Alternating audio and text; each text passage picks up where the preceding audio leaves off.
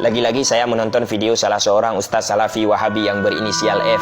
Di dalam video tersebut dia menyampaikan bahawa pelaksanaan Maulid Nabi Muhammad SAW adalah perbuatan yang bid'ah, pelakunya masuk neraka, dan ini perbuatan yang haram. Mereka berdalilkan dengan hadis Rasulullah SAW, "Iyyakum an muhdatsatil umur fa inna kulla muhdatsatin bid'ah wa kulla bid'atin dhalalah wa kulla dhalalatin finnar." Hadis inilah yang dijadikan dalil untuk membid'ahkan, menyesatkan pelaku Maulid Nabi Muhammad SAW. Lalu pertanyaannya, apakah betul hadis ini adalah hadis yang sahih? Ya, betul, memang hadis ini adalah hadis yang sahih, tapi otak mereka saja yang tidak sahih dalam memahami hadis. Apa betul hadis ini benar dalam kitab-kitabnya para ulama? Ya, memang benar hadis ini ada dalam kitab-kitab ulama, tapi justru otak mereka saja yang tidak benar dalam memahami hadis-hadisnya Rasulullah SAW. Mereka sering memahami Al-Quran dan hadis sesuai dengan nafsu mereka, sesuai dengan kemauan mereka, sesuai dengan kehendak mereka, bukan sebagaimana yang ditafsirkan dan dijelaskan oleh ulama-ulama mufassirin ataupun ulama-ulama hadis Ahlus Sunnah wal Jamaah. Kemudian pertanyaannya, apakah perayaan Maulid Nabi Muhammad SAW itu adalah perbuatan yang bid'ah? Maka kami jawab syubhat daripada Ustaz Salafi Wahabi yang berinisial F itu, bahwa sesungguhnya perayaan Maulid Nabi Muhammad SAW itu bukan perbuatan bid'ah, tapi justru perbuatan sunnah. Kenapa kami katakan perbuatan sunnah? Karena isi dalam perayaan Maulid itu semuanya sunnah. Dalam Maulid itu ada zikir, dalam Maulid itu ada selawat, dalam Maulid itu ada silaturahmi, dalam Maulid itu ada sedekah, dalam Maulid itu kita berkumpul dengan orang-orang yang saleh, dalam Maulid itu kita mengenang kelahirannya dan perjuangannya Rasulullah SAW. Semuanya itu punya landasan hukum yang kuat, punya argumen yang kuat, punya dalil yang kuat, dan ini merupakan amalan yang sunnah, bukan amalan yang bid'ah sebagaimana yang dituduh oleh Ustaz Salafi Wahabi yang berinisial F tersebut. Kemudian dia mengatakan bahawa yang pertama merayakan Maulid itu adalah Syiah Fatimiyah.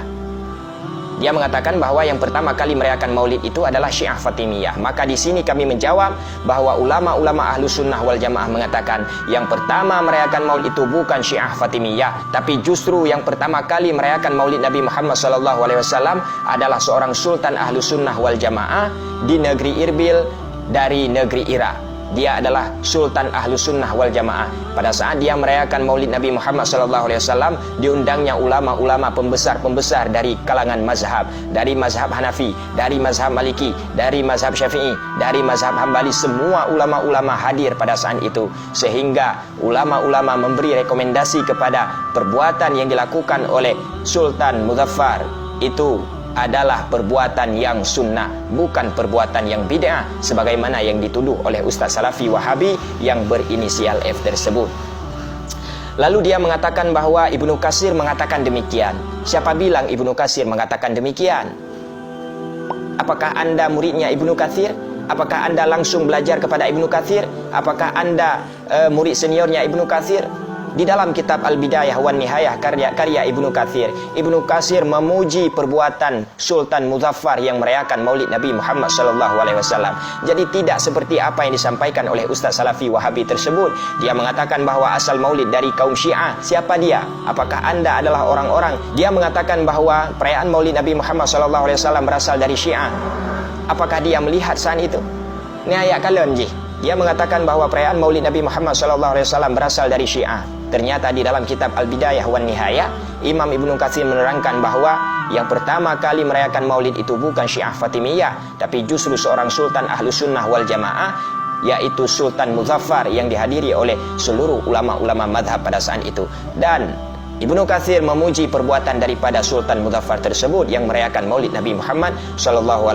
Oleh karena demikian, kita umat Islam, kita umat Nabi Muhammad SAW, mari sama-sama kita rayakan Maulid Nabi.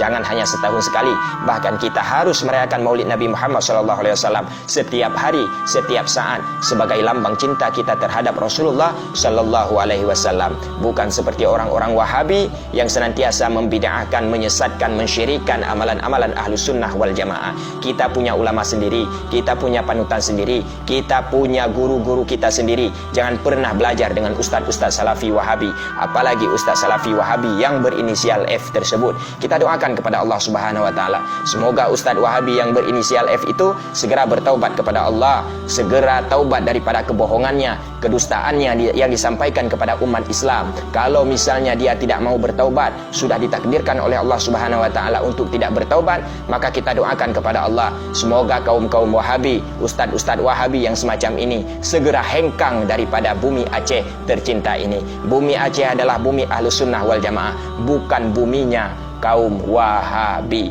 Maka Wahabi, silahkan angkat kaki dari bumi Aceh, karena ini bukan negara anda, bukan bangsa anda, bukan negeri anda. Ini adalah negeri Ahlus Sunnah wal Jamaah. Kita adalah orang-orang yang cinta ulama, kita adalah orang-orang yang mencintai orang alim, kita adalah orang-orang yang mencintai orang-orang yang saleh, kita adalah orang-orang bangsa yang beradab kepada ulama-ulama kita, bukan seperti ustaz-ustaz Wahabi, sebagaimana ustaz Wahabi yang berinisial F tersebut dan mencoba untuk menyampaikan kebohongan dan kedustaan di tengah-tengah masyarakat.